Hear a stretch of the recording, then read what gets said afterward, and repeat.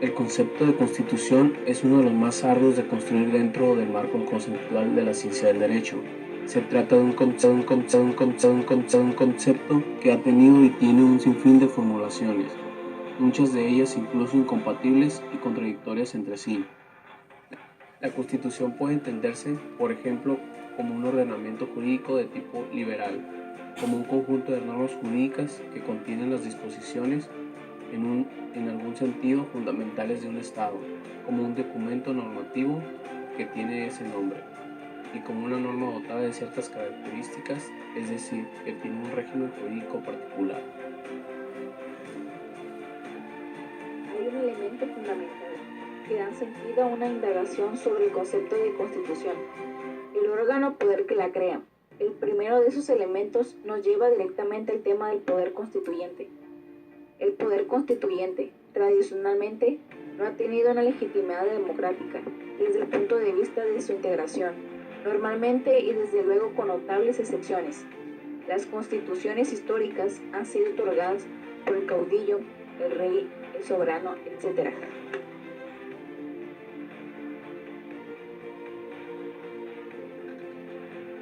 Es a partir del siglo XX cuando los poderes encargados de redactar nuevas constituciones se comienzan a integrar democráticamente.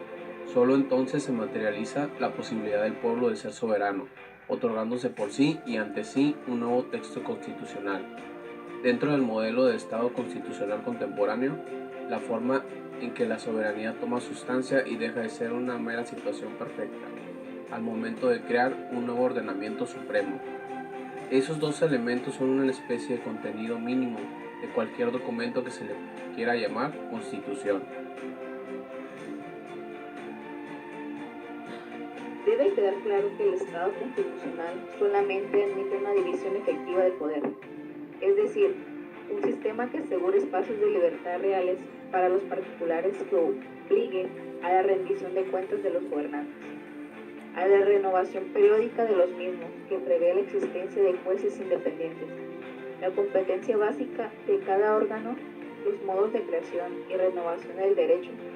Solamente cuando existe control del poder puede hablarse del Estado constitucional.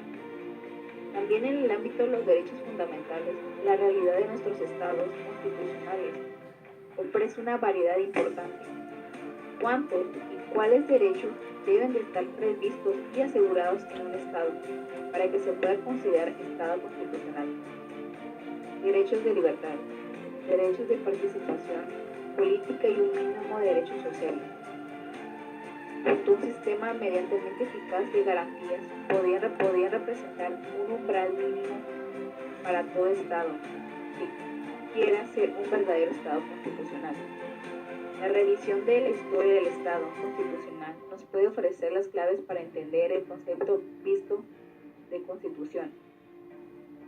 El papel que se espera pueden cumplir los textos constitucionales y las variedades que los derechos fundamentales y la división del poder han tenido en los últimos siglos.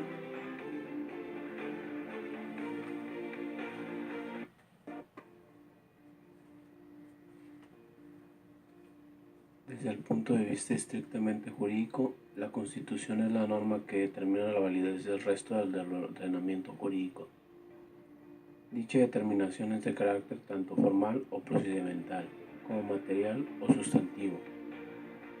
Es desde el punto de vista procedimental, la Constitución determina la validez del resto de las normas del ordenamiento, ya que establece las competencias de los distintos poderes para dictar las normas jurídicas, así como los pasos que deben de llevar a cabo para que tales normas se integren válidamente al ordenamiento. Desde el punto de vista sustantivo, la Constitución actúa sobre todo como un límite a la creación normativa, pues contiene provisiones para el legislador, mandatos de actuación, normas ordenadoras de fines que deben perseguir los poderes públicos. Ambos puntos de vista dan lugar también a dos formas de validez, una validez procedimental y una validez sustantiva. En el caso de la Constitución Mexicana de 1917, la supremacía constitucional, también llamada supralegalidad, se encuentra expresamente recogida en el artículo 33 que la ubica dentro de la ley suprema de toda la Unión, junto con las leyes del Congreso que emanen de ella, de la Constitución, y junto con los tratados internacionales. Como complemento o consecuencia de su supremacía jurídica, la mayoría de las constituciones contemporáneas son rígidas. La rigidez constitucional es la traducción jurídica de la distinción política entre el poder constituyente y los poderes constituidos. La rigidez significa concretamente que la Constitución no puede ser reformada por el mismo órgano y siguiendo el mismo procedimiento que se utiliza para reformar las leyes. Por tanto, se puede decir que la rigidez de una Constitución se produce siempre que un determinado texto constitucional existan procedimientos diferenciados para la aprobación de las leyes y para la aprobación de las reformas constitucionales. Las constituciones rígidas se suelen oponer por efectos pedagógicos a las constituciones flexibles. Son flexibles aquellas constituciones que pueden ser modificadas siguiendo el mismo procedimiento que se sigue para la aprobación o modificación de las leyes. Es un sistema constitucional que cuenta con una constitución flexible. La constitución y la ley tienen la misma fuerza. Se encuentran ubicados en un mismo nivel jerárquico.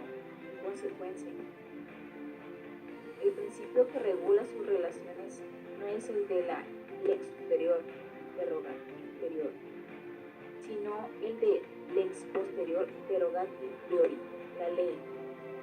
Posteriormente, en el tiempo derogada a la anterior. Esto significa además que si una ley contiene una disposición contraria a la Constitución, dicha ley se entiende no como una violación constitucional, sino como una modificación a los dispuestos por el texto de la Constitución. La rigidez y la supremacía coinciden, sin embargo, en sus efectos, tanto en virtud como otra. Todas las normas del ordenamiento deben adecuarse tanto formal como sustancialmente a las disposiciones constitucionales. Si no lo hiciera así violarían tanto la supremacía como la rigidez constitucional. Ambas características, por tanto, sirven para modificar los parámetros de validez del resto de normas del ordenamiento.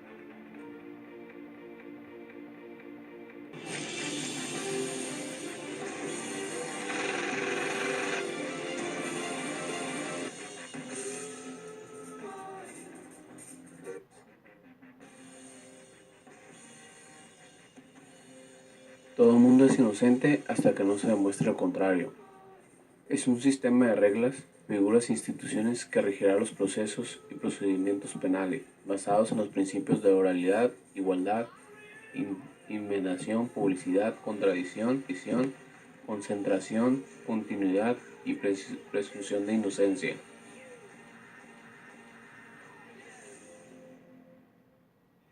¿Qué ventajas tiene el nuevo sistema de justicia penal? Las principales ventajas son las siguientes: respeto y vigilancia de los derechos humanos de la víctima o ofendido y el imputado en todas las etapas del proceso. Principio de presunción de inocencia, por el cual una persona es inocente hasta que se le demuestre lo contrario, respetando así su integridad jurídica, física y moral. Operadores capacitados y certificados para el desempeño de sus funciones, lo que permite que la investigación de un delito se realice utilizando métodos científicos. Se crea la figura del juez de control, quien vela por los derechos humanos de las personas durante todo el proceso. Se integran mecanismos alternativos de solución de controversias que permitan reparar el daño ocasionado por la comisión de un delito sin necesidad de llegar a un juicio oral, reservándolo para aquellos asuntos por su gravedad o complejidad no pueden ser solucionados mediante alguna salida alterna o a través del procedimiento abreviado, lo que permitirá un mejor desempeño de los servidores públicos y de los recursos. Se principio de publicidad hace públicas todas las audiciones permitiendo una mayor transparencia en el proceso de impartición de justicia.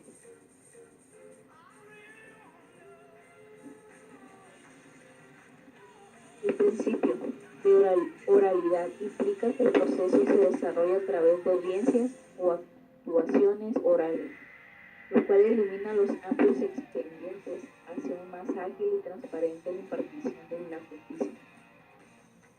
El principio de inmediación obliga a los jueces a presentar el desarrollo de todas las audiencias. El principio de contradicción implica que todo argumento y medio de prueba que ofrezca cada una de las partes debe ser sometido al conocimiento y debate de la parte contraria para que ésta pueda manifestar lo que a sus intereses convenga.